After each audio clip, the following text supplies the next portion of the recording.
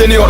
Parayla onlar dikleniyor. Beni görmedin mi daha istemiyorum. Kaderli ortam içleniyor. Deli gömleğimi de piç atmadım daha.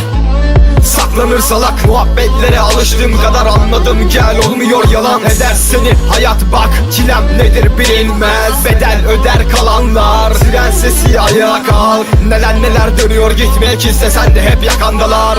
Seven sevene gömüyor içmek istesen de tek bırakmazlar ki. Boş ver hepsi dümenden yanımdalar hiç dost sanma. Yaşadıklarımı sardım içiyorum sakın ola bana boş yapma. Kafam bugün nasıl benim kafam bugün nasıl.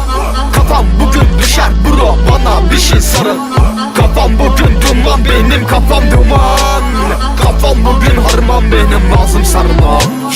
Kafam bugün nasıl benim kafam bugün nasıl.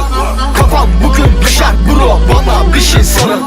Kafam bugün duman benim kafam duman. Kafam bugün harman benim lazım sarmam.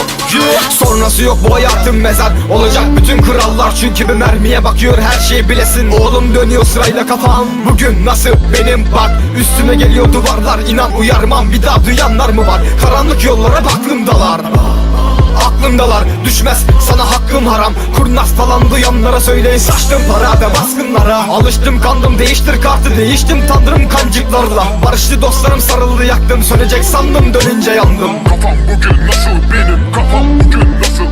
Kafam bugün düşer bro bana bir şey sarıl. Kafam bugün nasıl benim kafam bugün nasıl. Kafam bugün düşer bro bana bir şey sarıl. Kafam bugün duman benim kafam duman. Kafam bugün harman benim lazım sarmam. Kafam bugün nasıl benim kafam bugün nasıl. Kafam bugün düşer bro bana bir şey sarıl. Kafam bugün duman benim kafam duman. Kafam bugün harman benim lazım sarmam.